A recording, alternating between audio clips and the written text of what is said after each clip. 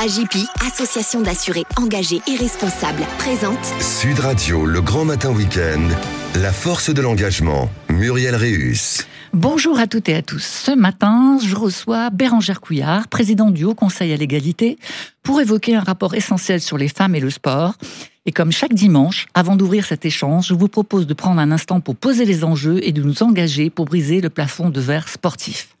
Si l'on peut se réjouir de la parité historique parmi les athlètes aux Jeux Olympiques de Paris 2024, il serait illusoire de s'en satisfaire. Une parité sur le terrain, mais pas dans le système. Dans les directions des fédérations, dans les postes de décision, sur les bancs de l'encadrement, le plafond de verre reste puissamment intact. À travers son dernier rapport, le Haut Conseil à l'égalité dresse un constat sans appel. L'égalité dans le sport ne franchit pas les portes du pouvoir. En 2025, sur 39 fédérations olympiques ou paralympiques, seules 3 sont présidées par des femmes. Dans les structures sportives, seuls 34% des dirigeantes et 33% des encadrantes sont des femmes. Les filières de formation ne font pas exception. Seuls 32% des étudiants en STAPS, sciences et techniques des activités physiques et sportives, sont des femmes. Elles ne sont plus que 20% dans la filière de l'encadrement sportif. Force est de constater que le pouvoir dans le sport ne se partage toujours pas. Il se perpétue. À cette invisibilité dans les postes à responsabilité répond l'invisibilité dans les médias. 71% du temps d'antenne consacré au sport est dédié aux compétitions masculines. Le sport féminin ne représente que 4,5% des retransmissions. Moins d'images, moins de reconnaissance, moins d'opportunités. Tant que les espoirs féminins resteront relégués aux marges de l'écran, ils resteront relégués aux marges de la société. Et à cette invisibilité dans les médias s'ajoute la violence. En 2024, 392 affaires de violence ont été signalées dans le sport. Dans 66% des cas, il s'agit de violences sexuelles, dans 34% de violences physiques ou psychologiques. Plus de 89% des mises en cause sont des hommes, 81% appartiennent au rang de l'encadrement technique. Quand le pouvoir se concentre entre les mêmes mains, sans contrôle, les dérives ne sont pas des accidents. Elles sont la conséquence directe d'un système. Un système renforcé par l'absence de femmes dans les lieux de décision. Alors, ce n'est plus un retard à rattraper, c'est un modèle à déconstruire. Le sport forge des représentations, impose des modèles, valorise le mérite. Il façonne l'idée de ce qui est possible, désirable, valorisable. Mais il légitime aussi des hiérarchies, en dictant des modèles de réussite et d'échec, d'inclusion et d'exclusion. Et tant que les femmes seront écartées des rôles d'autorité, le sport continuera d'enseigner que l'égalité est secondaire, optionnelle ou exceptionnelle. Aujourd'hui, dans la force de l'engagement, je reçois Bérengère Couillard, présidente du Haut Conseil à l'égalité, ancienne ministre déléguée à l'égalité entre les femmes et les hommes, pour évoquer un rapport publié tout récemment, Femmes et sport, bâtir des carrières, conquérir l'égalité. Bonjour Bérengère. Bonjour Muriel. Merci d'avoir accepté mon invitation. Alors, ma première question, c'est pourquoi avoir choisi de concentrer ce rapport exclusivement sur la gouvernance et les métiers de l'encadrement sportif et non sur la pratique sportive dans son ensemble ? Alors en fait, il y a déjà eu des questions d'égalité ont déjà été traitées dans différents rapports. Il y a eu notamment des rapports récents. Le rapport Diagana-Buffet en 2023 qui traitait notamment de la démocratie dans le sport et de l'éthique. Et il y a eu également le rapport Rioton-Vandamme en 2024 sur la pratique sportive féminine et son développement bien sûr. Là, on a choisi au Haut Conseil à l'égalité, en tout cas les membres de la commission parité ont choisi de travailler sur la place des femmes dans les métiers d'encadrement et dans la gouvernance, et notamment la parité. Pourquoi ? Parce qu'en fait, ça a été considéré comme un angle mort, comme une question qui n'a jamais été traitée jusqu'alors. Et d'ailleurs, toutes les auditions qui ont été menées, nombreux ont dit que c'était bien qu'on travaille sur cette question. Donc, l'objectif des recommandations, c'est bien de combler en fait un manque dans la représentation féminine, notamment dans les métiers de leadership dans le monde sportif, parce que c'est bien ça aujourd'hui de bas blesse. Ce n'est pas la pratique sportive des femmes, mais bien en fait leur place dans les postes de pouvoir. Oui, donc c'est bien là-dessus que je voudrais qu'on revenir. Bon, il y a eu cette avancée symbolique pendant les Jeux Olympiques, mais bon, on va dire que c'était un moment extrêmement particulier. On constate que les postes, vous venez de dire, restent résolument masculins. Ça nous dit quoi, ce décalage entre pratique et encadrement ? Alors, il y a une pratique sportive, en effet, des femmes qui augmente. Donc, ça progresse et c'est une bonne chose. Mais elle reste sous-représentée, notamment dans les compétitions et globalement dans les sports et au niveau des fédérations. On a certes eu autant d'athlètes femmes que hommes qualifiés pour les JOP 2024. Donc on voit qu'il y a eu quand même, ça a été un jalon symbolique majeur, ces Jeux Olympiques et Paralympiques de Paris. On a eu pour la première fois, donc c'est tout dernièrement, l'élection d'une femme à la présidence du CIO, Kirsty Coventry. Donc c'est une excellente nouvelle, voilà. Mais à part ces 2 bonnes nouvelles, c'est vrai qu'on a toujours un déficit de femmes au poste à responsabilité.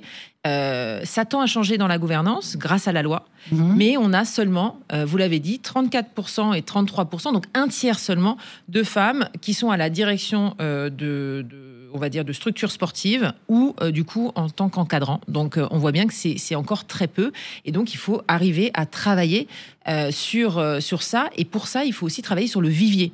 Vous avez aujourd'hui seulement 32% de candidatures féminines à STAPS, qui est la formation majeure en France sur les métiers du sport, et seulement 20% des jeunes filles qui postulent pour être dans les métiers d'encadrement. Donc il faut absolument travailler ce vivier et donner aux femmes davantage de responsabilités dans le mode sportif. Alors là, vous évoquez des problèmes structurels, cette formation, évidemment, c'est important, mais est-ce qu'il n'y a pas aussi de grands phénomènes culturels qui font que, je ne sais pas, il y a des mécanismes invisibles, d'après vous, ou moins conscients, qui freinent l'accès des femmes au poste de direction dans le sport? Alors, on le voit bien dans l'entreprise, est-ce que dans le sport, ce sont les mêmes? Alors, un peu, oui. Il y a des obstacles qui sont structurels et des obstacles qui sont institutionnels. Pour les obstacles structurels, on va dire que, clairement, le sport féminin est moins médiatisé. Donc, il y a une médiatisation qui est insuffisante. Il y a des financements qui sont inégaux. Et il y a aussi des violences sexistes et sexuelles qui sont beaucoup plus, on va dire, tolérées ou même minimisées. Donc, face à ça, on a différentes strates où on voit qu'il y a des inégalités très fortes. C'est-à-dire que, vous l'avez dit, dans les gouvernances, on a des décisions qui peuvent être prises qui ne prennent pas les enjeux d'égalité, parce qu'en fait, vous n'avez pas la présence autant de femmes que d'hommes dans la prise de décision. Donc, une sensibilité sur ces sujets qui est moindre. Ça, c'est très important. Ensuite, vous avez clairement, dès l'enfance, une pratique sportive qui est différenciée. Les filles et les garçons ne pratiquent pas les mêmes sports, et donc ça ne donne pas la même place dans le monde du sport tout au long de la vie. Clairement, quand on prend des habitudes, c'est difficile d'avoir une adhésion des filles dans des sports qui sont considérés comme des sports masculins. Donc ça joue énormément, et donc du coup, ça va avoir un impact clairement sur leur vie durant. Il n'y a pas un peu de sexisme aussi? Est-ce que on n'a pas encore tendance à considérer que c'est un métier, enfin c'est un milieu purement masculin, et que finalement les femmes, bon, c'est ok qu'elles fassent du sport, mais qu'elles le gouvernent, qu'elles le dirigent, non, quand même, c'est pas leur place. Clairement, il y a un contrôle du corps des femmes, il y a une valorisation de la virilité dans le sport. Et puis, il y a un manque réel de rôle modèle, c'est-à-dire de femmes qui exercent des rôles de leadership. Et donc, du coup, ça n'incite pas forcément les jeunes filles à rejoindre. Et puis, vous avez, je parlais d'obstacles structurels, mais aussi des obstacles institutionnels, notamment sur toute la partie concours. Quand on regarde notamment la filière EPS, donc qui permet à des femmes et des hommes de devenir du coup des professeurs d'EPS, en fait, on a un concours qui était jusqu'alors différencié jusque dans les années 80. En 1989, on a donc fusionné pour faire en sorte que ce soit un concours qui soit mixte. Au départ, donc dans les années 90, il y avait une parité à peu près réelle. Et en fait, aujourd'hui, il y a une masculinisation qui est beaucoup plus forte, même galopante. Et donc, c'est inquiétant aussi parce que du coup, la représentation du sport dès le plus jeune âge, le professeur de sport est un homme. Donc, c'est évidemment aussi important, et ça joue. Et puis, il y a la reconversion des sportives. On pourrait compter sur des femmes qui font du sport à haut niveau pour dire elles vont devenir des encadrantes, des femmes avec du pouvoir dans le monde sportif. Et en fait, elles ont des difficultés à se reconvertir. Pourquoi ? Parce que le salaire des femmes est inférieur à celui des hommes. Donc forcément, elles ont plus de difficultés à se payer une école pour pouvoir, du coup, faire leur reconversion, parce que ce sont des écoles qui sont chères. Il y a aussi la difficulté de la parentalité. Lorsque les femmes arrivent à la fin de leur carrière sportive, c'est le moment où elles s'interrogent de se dire est-ce que je pense à la maternité, à fonder un foyer ? Et donc, ça veut dire aussi comment je concilie la famille avec les obligations professionnelles qui nécessitent évidemment aussi d'avoir de la souplesse parce que c'est le monde sportif, c'est le week-end, le soir, etc. Et donc, beaucoup renoncent aussi à ce changement. Et puis, il y a un manque de rôle modèle. Il faut être clair, les femmes ont aussi besoin d'avoir des figures pour pouvoir se projeter et puis des soutiens. Se dire, je vais vous aider. Même des femmes, des rôles modèles qui peuvent dire, je compte sur toi, tu peux le faire. Je vais t'aider, je vais t'accompagner et te donner les clés. Oui, parce que c'est curieux, parce qu'on constate que même dans les disciplines féminines, en fait, l'encadrement, c'est peu d'entraîneuses et peu de directrices techniques. C'est-à-dire que même là où on pourrait se dire, bon, les problèmes sexistes, les problèmes de violence existent moins, puisqu'on se retrouve entre femmes, même là, elles n'y sont pas. Les femmes en plus ont tendance à renoncer lorsqu'elles évoluent dans un environnement qui est sexiste. Donc en fait, quand vous avez cette difficulté à être appréciée pour vos qualités, quand vous avez des obstacles, on le disait, structurels, institutionnels, et qu'en plus vous évoluez dans un domaine où il y a une valorisation de la virilité et qu'il est difficile de faire sa place, vous avez tendance à dire que c'est peut-être pas pour vous. Donc, on peut pas en vouloir à ces femmes qui n'arrivent pas à aller plus loin que cela. Et donc, du coup, ce qu'il faut, c'est arriver à les accompagner. C'est pour ça qu'on a quelques propositions et quelques alors justement, recommandations. Arrivons aux recommandations. Il y en a 40. Certaines sont très fortes, comme celle de conditionner les financements publics au respect des critères de féminisation. C'est possible, ça ? On va arriver à le mettre en place ? Alors, c'est possible. Moi, je pense que c'est un levier qui peut être très efficace. C'est vrai que de conditionner les budgets alloués, les subventions publiques à des critères de féminisation, ça me paraît très logique, particulièrement quand on défend, évidemment, les droits des femmes et l'égalité entre les femmes et les hommes. Ça fonctionne. Alors après, ce n'est pas forcément que des contraintes. Nous, le Haut Conseil à l'égalité propose la mise en place d'un bonus-malus. Il y a le malus, mais il y a le bonus aussi. Donc, il faut aussi voir que ça peut être encourageant de le faire. Et il y a des municipalités qui l'ont mis en place. Notamment la municipalité de Strasbourg qui a mis en place un budget sensible au genre et qui regarde, en tous les cas, tous les budgets alloués et les subventions versées. Et elles doivent être en contrepartie de la mise en place d'un certain nombre de critères de féminisation et aussi de regarder la place des femmes à tous les niveaux. Et puis, vous avez également la mairie de Lyon qui a mis en place notamment une obligation de formation aux violences sexistes et sexuelles en contrepartie de subventions pour ces clubs sportifs. Ça, c'est des messages qui sont assez clairs sur ce que souhaite une municipalité. Donc, je pense qu'on peut le faire à tous les échelons et toutes les collectivités peuvent y participer. Oui, les collectivités et puis les entreprises, parce que vous mentionnez aussi dans le rapport la conditionnalité des partenariats sportifs, par exemple, comme vient de le faire Angie, sur des sensibilisations aux violences sexuelles et sexistes. Donc, les entreprises aussi ont un rôle à jouer. Ça, vous le mentionnez aussi dans ce rapport. Bien sûr. Alors là, c'est un engagement très fort d'Angie et d'agir contre les violences. Il y a aussi tout simplement valoriser le sport féminin. Aujourd'hui, c'est une valorisation qui est moindre. On voit bien à la télévision, dans la presse, également à la radio. Et donc, du coup, ce qu'il faut, c'est aussi valoriser ce sport. Elles ont besoin, ces sportifs, de financement.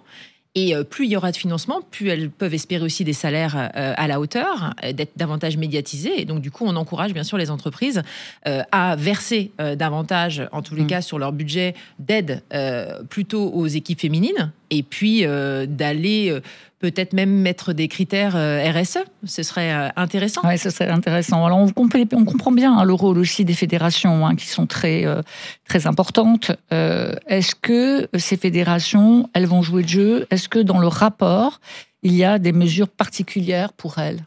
Des obligations ? Alors oui, il y a des obligations. Alors depuis la loi de 2022, déjà, elles ont l'obligation très claire de féminiser les listes des fédérations françaises. Ça a permis de féminiser davantage les fédérations au niveau de la gouvernance. Donc ça, c'est une très bonne nouvelle et on voit bien qu'avec la loi, ça fonctionne. Ça fonctionne jusqu'à un certain point quand même. Il y a le plafond de verre. Malheureusement, sur les dernières élections de fin 2024, il y a seulement eu 2 femmes élues présidentes sur 35 fédérations olympiques d'été. Donc ça, c'est évidemment le revers. C'est qu'on voit bien que, en fait, en mettant davantage de femmes par la loi, on voit bien que c'est difficile de les faire monter. C'est comme ça dans le sport, mais c'est aussi comme ça en politique et c'est comme ça dans bien d'autres domaines.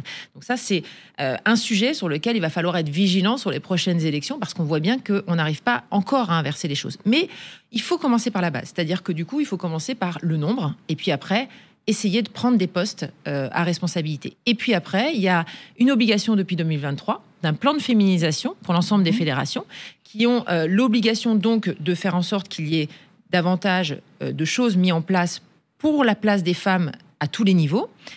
Et d'ailleurs, il y a 21 fédérations qui ont été retoquées sur 114, où on leur a dit que du coup, leur agrément serait de nouveau donné s'il y a une évolution sur notamment la féminisation et la représentation des femmes. Donc on voit bien. Ça, c'est un super levier. Quand on met en place un certain nombre de choses et qu'il y a un suivi derrière et quelque part des sanctions, on voit que ça fonctionne. Alors dans toutes ces recommandations, les 40, c'est quoi votre top 5, on va dire? C'est compliqué, mais je me permettrai d'en dire quand même 2. Oui. La première pour moi, c'est le fait d'avoir des coprésidences mixtes. Je crois que c'est une bonne chose. On l'a vu. Notamment, là, je vous l'expliquais, c'est-à-dire que même quand on met des femmes au sein de la gouvernance, à parité, elles n'arrivent pas à se faire élire à la tête parce que c'est pas qu'elles sont moins compétentes, c'est pas qu'elles ne doivent pas l'être, c'est parce qu'en fait, il y a la notion de pouvoir. Quand il y a le pouvoir, il y a des difficultés pour les femmes, du coup, à prendre ce pouvoir. Et donc, les coprésidences mixtes peuvent fonctionner. La Fédération française de lutte, notamment, l'a mis en place. Du coup, ça fonctionne bien. Et donc, comme au HCE, d'ailleurs. Pour la coprésidence ? Les coprésidences. Alors, pour les commissions, oui. Ça fonctionne très bien, les coprésidences. Alors, au niveau du HCE, pas encore. Mais je pense qu'en fait... Pour les commissions, je veux dire. Non, mais par contre, je pense que du coup, le Haut Conseil à l'égalité peut s'épargner. Il y a tellement de choses à faire pour le moment. Mais pourquoi pas ? Peut-être à l'avenir, on aura une coprésidence à la tête du Haut Conseil à l'égalité. Des commissions. Donc ça, c'est, je pense, déjà une mesure qui pourrait être évidemment très importante. Et je pense qu'il faut absolument travailler le vivier. Je disais, 32% seulement de candidatures à STAPS, 20% dans les métiers d'encadrement. Il faut agir dès la petite enfance, travailler sur la pratique sportive des filles, le décrochage à l'adolescence. On sait que les filles ont moins de pratiques sportives que les garçons à l'adolescence. Et du coup, faire en sorte donc que les filles soient davantage intéressées par les métiers d'encadrement. Et ça, je crois qu'il faut travailler à la sensibilisation dès le plus jeune âge, notamment au collège et au lycée. C'est ce que, d'ailleurs, préconise aussi le Conseil à l'égalité. Donc, donner aux filles le goût du sport et du pouvoir, ou plutôt de la prise de décision. Merci Bérengère Couillard pour avoir rappelé qu'en matière d'égalité, il n'y a plus de temps à perdre. Et je vous dis à toutes et à tous à dimanche prochain, dans la force de l'engagement, pour continuer à faire avancer ce qui doit changer. Sud Radio, le grand matin week-end, la force de l'engagement, Muriel Réus. Avec AJPI, association d'assurés engagés et responsables.